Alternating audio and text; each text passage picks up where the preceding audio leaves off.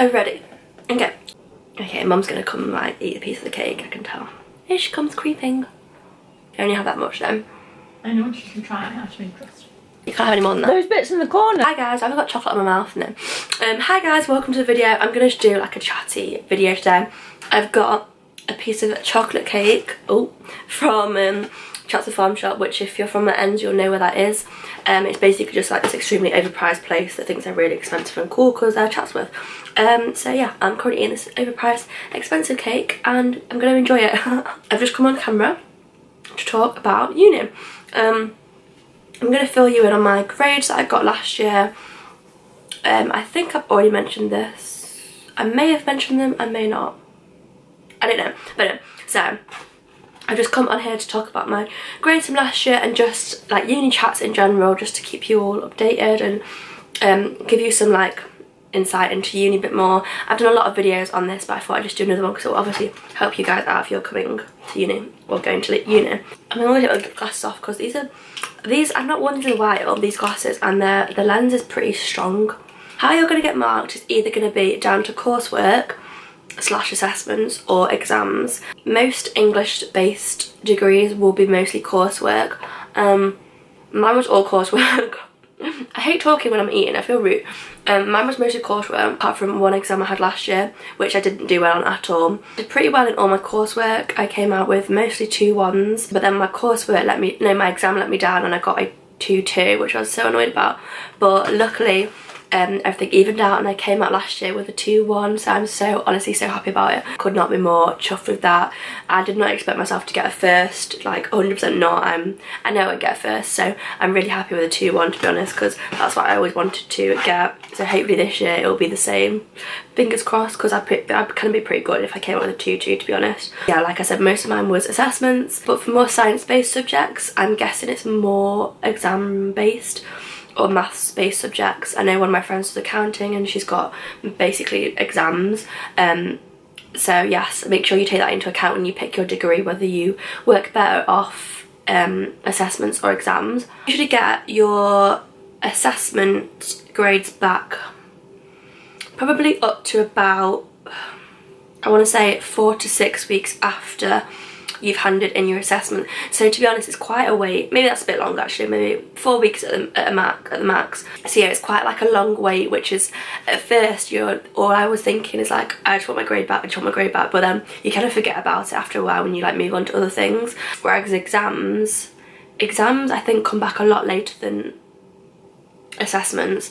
My last exam came back a lot later. I had to wait a long time for my exam results, which isn't nice, but you know, they've got thousands of people to mark, so it can't really be helped. So yeah, that's how uni assessments work, and you mostly just upload your assessments electronically on the laptop.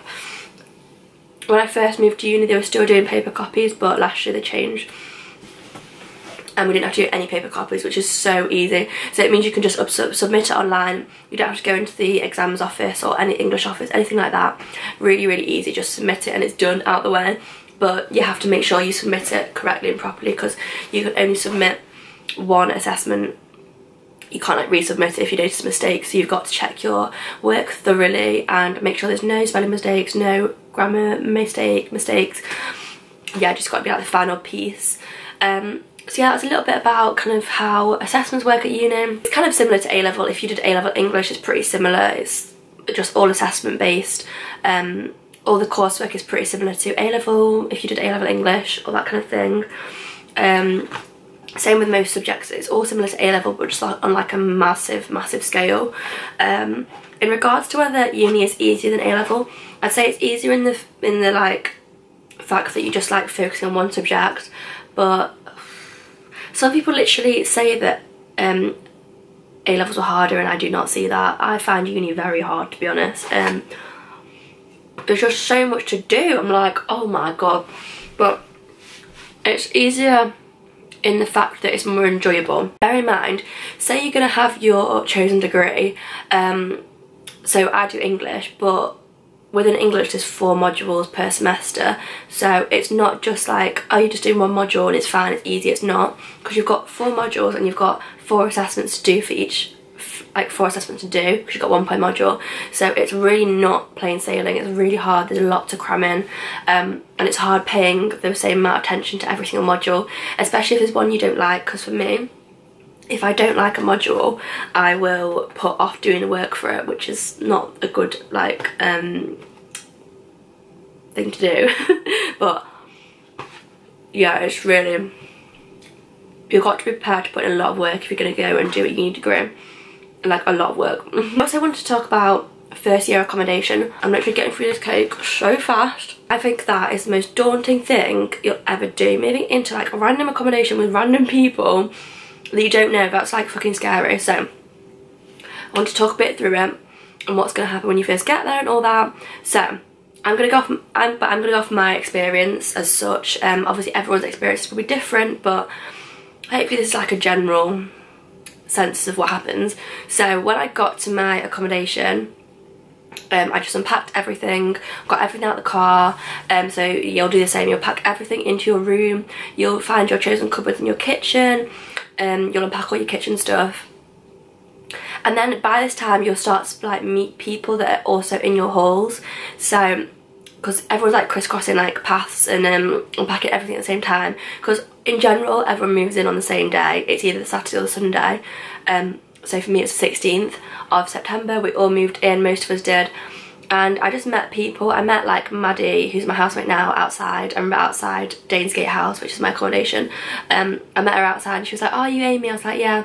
So you just meet people. It's really easy, don't worry about that, because there's a lot of confident people as well that will talk to you first. So yeah, on the first day I moved in, and then Mum left me, and I remember just not even being nervous, to be honest. I was not nervous at all. It's daunting, but I was not nervous. I was kind of like, right, I'm here, like, gotta make the most of it. It was an exciting new chapter in life. And then I think what happened was, hopefully, if you've not already, find your group chats for your accommodation, because there will be them. So mine had loads of group chats for each individual flat. There was like a Danesgate House chat, and then each flat had their own chat.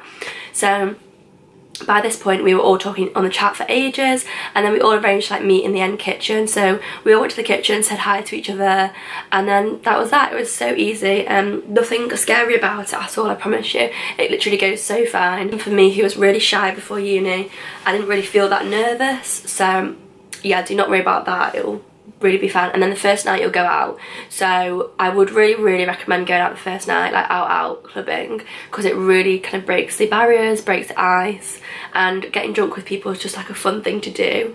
So I would recommend going out. And so I remember me, Maddie, and then some of the other girls that I don't speak to anymore, we went to the fancy dress shop, because there was like a freshers event party that was fancy dress, so we went to the fancy dress shop, and that was another like good way of bonding, because you're like gonna go and pick out random weird costumes. In regards to kitchens, you'll be sharing a kitchen with people in your flat. So my flat was a flat of 16, so we had 2 massive kitchens, which was, thank God, because we could not have shared one kitchen between us, especially as things got a bit like bitchy towards the end. We wouldn't have wanted to like all be in one kitchen together. There was like a no. We share one kitchen, but you'll have your own sorry, I'm really ill by the way, so that's why I'm like being really slow responding to my sentences. You'll have your own cupboard for all your food, you'll have your own cupboard for all your kind of kitchen utensils, and then in the fridge you'll also probably have your own shelf and your own freezer. So it's good to go in when everyone's cooking, so it gets you talking to people.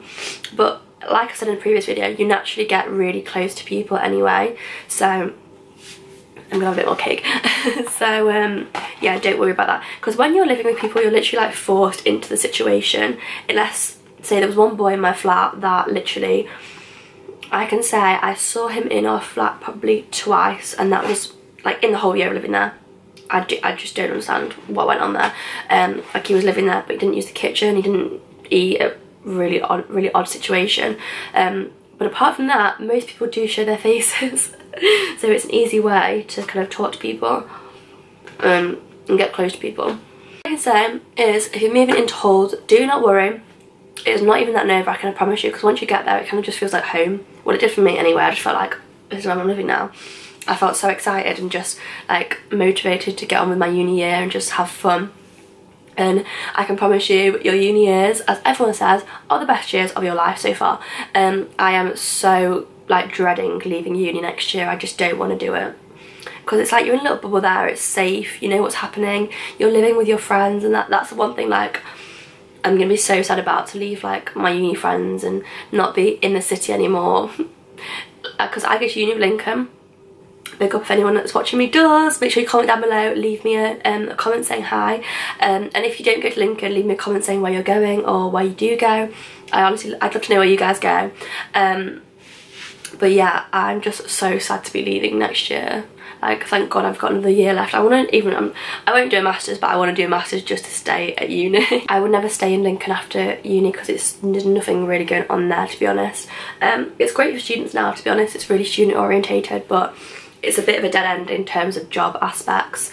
So I won't be moving back there, but yeah, it's going to be so sad to leave, because honestly, when you stay in that city for a few years, it just feels like home. So when I went back the other week, if you watch my vlog, I did a moving back to uni vlog a few days ago. Go watch that. There's a lot of rambling in this video, I feel like, but I just wanted to go over uni grades and accommodation, because I bet there's a lot of you that do feel really nervous.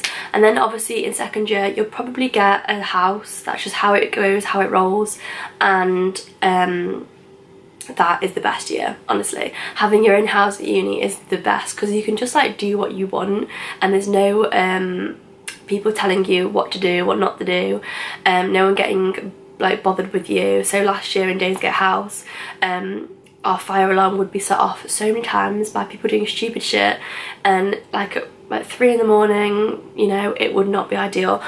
I remember like the fire team from Lincoln came round, and because we had our emergency waiting bit outside the building, and he was just stood there on top of the steps like bollocking us to shit, and saying that we all can't cook and we're all shit basically because we're going to set the building on fire.